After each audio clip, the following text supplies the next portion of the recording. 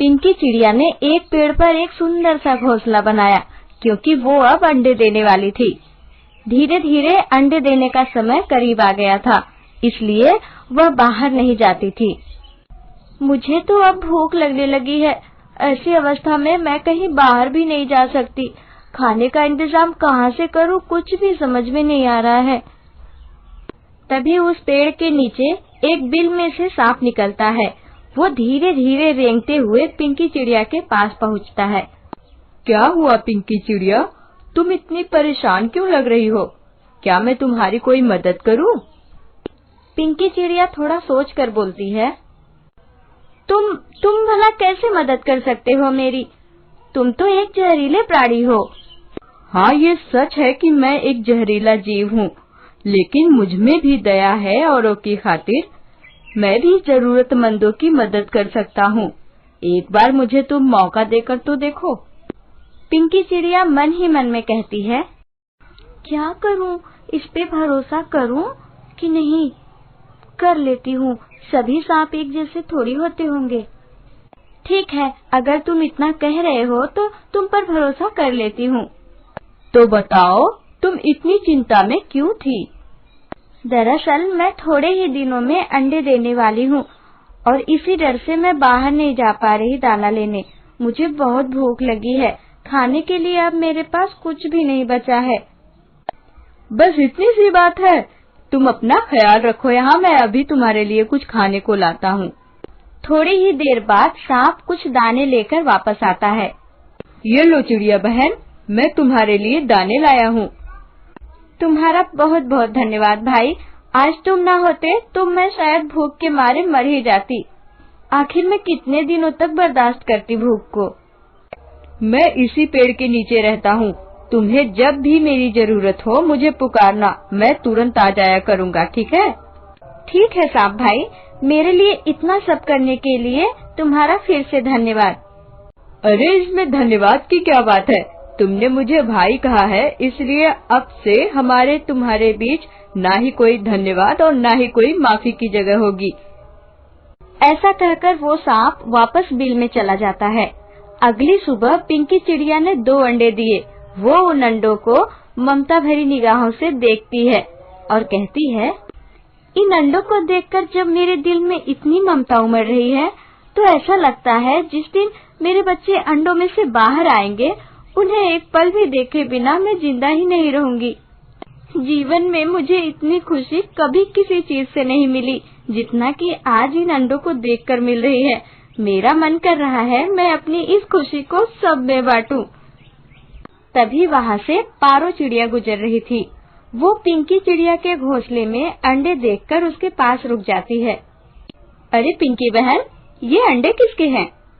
ये अंडे मेरे हैं पारो। आज ही मैंने इन्हें जन्म दिया है और आज मैं बहुत ज्यादा खुश हूँ। मैं अभी तुम्हें ये खुशखबरी बताने वाली थी। तुम्हें पता है, मैं बहुत लालायित हूँ अपने बच्चों का चेहरा जल्दी से देखने के लिए। ये खुशी तो हर माँ को होती है पिंकी बहन। धीरज रखो, कुछ ही दिनों में इन अंडों में से बच्चे खुद ही बाहर आ जाएंगे, फिर जीवन भर उन्हें निहारती रहना। अच्छा ये बताओ पिंकी बहन, इन दिनों तो तुम बाहर जाती नहीं हो और खाने के लिए दाने का इंतजाम भी नहीं किया है तुमने, तो फिर खाती क्या हो? मुझे पहले से पता होता कि तुम अंडे देने वाली हो तो मैं तुम्हारे लिए ढेर सारे दाने लाके रख देती। वैसे भी अगर तुम कहो तो मैं अपने घर से दाने ले आती हूँ। अरे नहीं नहीं पारो, मेरे खाने की चिंता तुम मत करो। इसी पेड़ के नीचे एक सांप रहता है, वही इन दिनों मेरे लिए दाने लाता है। ये क्या कह रही हो तुम? भला एक सांप तुम्हारी मदद क्यों करेगा? हम सब तो खुद ही सांपों का भोजन है, तो फिर वो तुम्हारे लिए भोजन का इंतजाम क्यों करेगा भला? इसमें जरूर उसकी कोई चाल होगी। नहीं पारो, तुम उसके बारे में कुछ ज्यादा ही सोच रही हो। देखो, भले ही उसमें जहर है, लेकिन प्राण तो उसमें भी है। हमारी तरह उसमें भी हृदय है।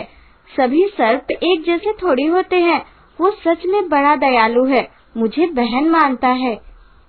ठीक है पिंकी बहन, लेकिन मैं भी तुम्हारी एक अच्छी दोस्त हूँ, इस नाते मुझे भी तुम्हारी बहुत फिक्र होती है। भगवान की कृपा से मैं बड़ी ही खुश नसीब हूँ पारो। जो उन्होंने मुझे तुम सा दोस्त दिया है। लेकिन पारो, सांप भाई को लेकर तुम बिल्कुल निश्चिंत रहो, वो मेरा सचमुच बहुत ख्याल रखते हैं। अच्छा ठीक है, तुम कहती हो तो वो ठीक ही होगा, लेकिन याद रखना मैं भी यहीं नजदीक हूँ, कोई भी जरूरत पड़े तो मुझे बुला लेना, ठीक है? अब मैं चलती हूँ। ये कहकर पारो चली जाती है और पिंकी चिड़िया मन में कहती है, पारो ने जो कहा क्या वो सच हो सकता है? क्या ये सांप सच में मुझसे कोई छल कर रहा है? नहीं नहीं, मैं भी कुछ ज्यादा ही सोच रही हूँ। अगर उसे मेरा नुकसान ही करना होता तो वो सामने क्यों आता? छुपकर भी तो मुझ पर हमला कर सकता था। हे भगवान, इन सब बातों में तो मैं सांप भाई को ये खुशखबरी देना ही भूल गई कि मैंने 2 अंडों को जन्म दिया है। पिंकी चिड़िया अपने घोंसले से सांप को आवाज देती है, सांप भाई, अगर तुम मेरी आवाज सुन रहे हो तो जरा यहाँ आओ। सांप तुरंत बिल से निकलकर पिंकी चिड़िया के पास पहुँचता है। क्या हुआ बहन, सब ठीक तो है ना? तभी सांप की नजर उन अंडों पर पड़ती है। अरे वाह, तुमने तो 2 अंडों को जन्म दिया है। यही खुशखबरी देने के लिए तो बुलाया है तुम्हें। अब तुम मामा बन गए हो। अब तो तुम्हें 3-3 लोगों की देखभाल करनी होगी।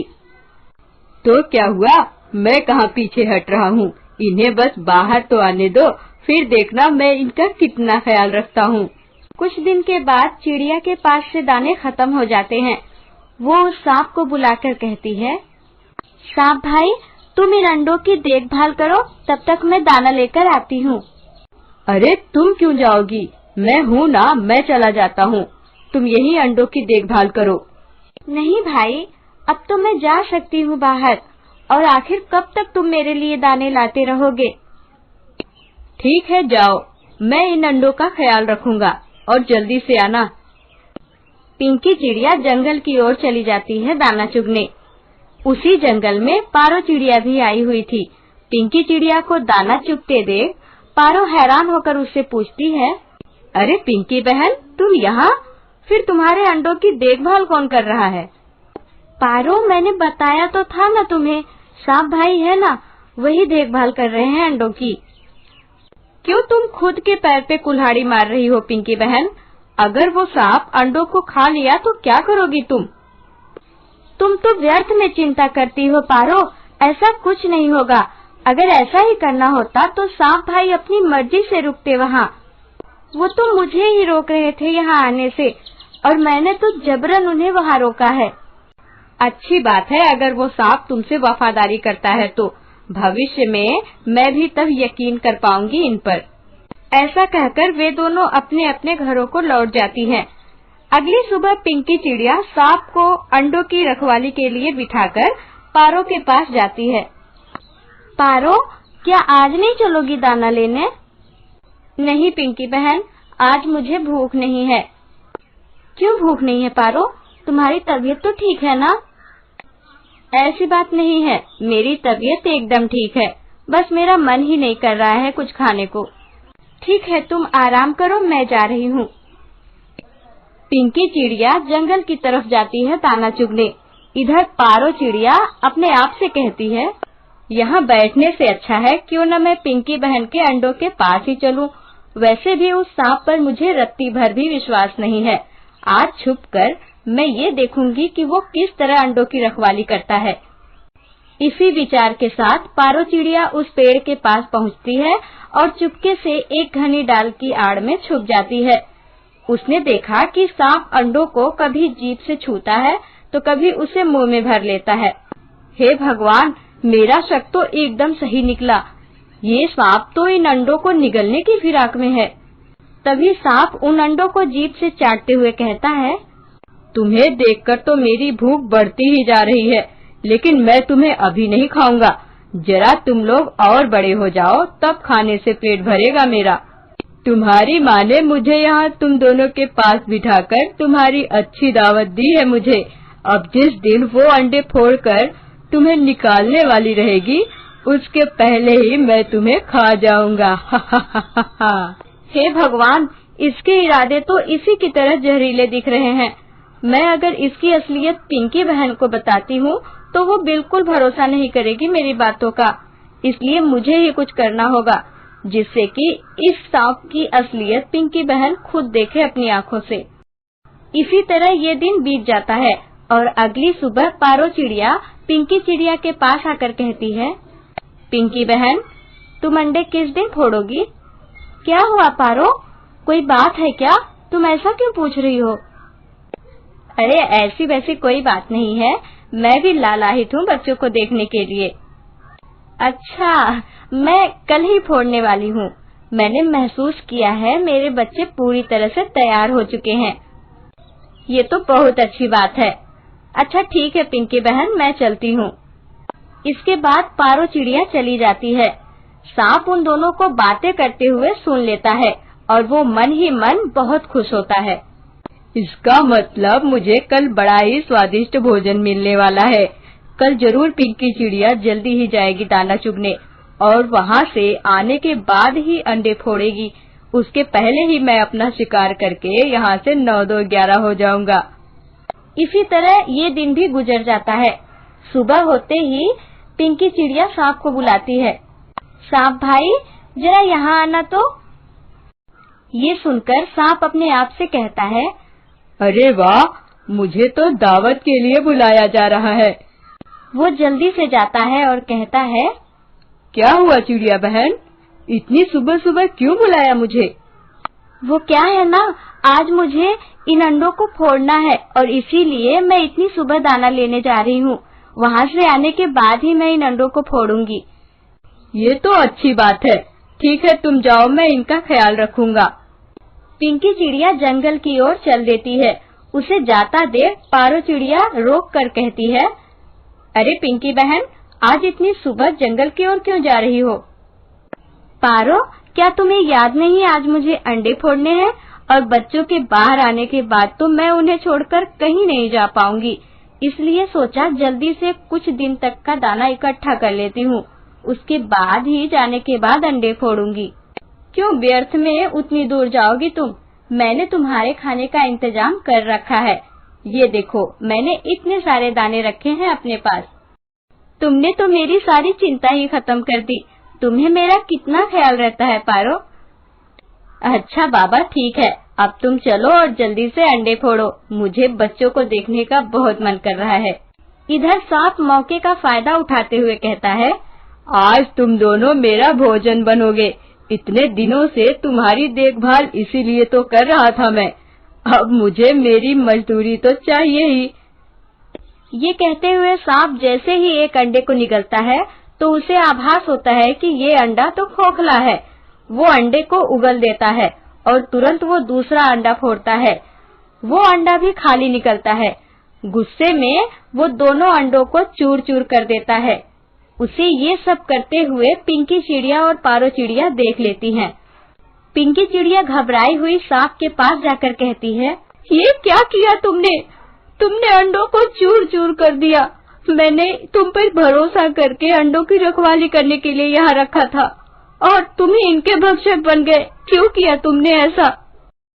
दुष्ट चिड़िया, क्या तुझे दिखाई नहीं दे रहा है कि ये दोनों अंडे खाली हैं? इतने दिनों से मैं इनकी देखभाल कर रहा था ताकि आज इनका स्वाद ले सकूं, पर ये तो खोखले निकले।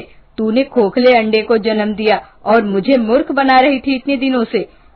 वहीं पास में बैठी पारो चिड़िया ये सब देखकर अपने आप से कहती है, लगता है ये सांप सीधे से यहाँ से भागेगा नहीं।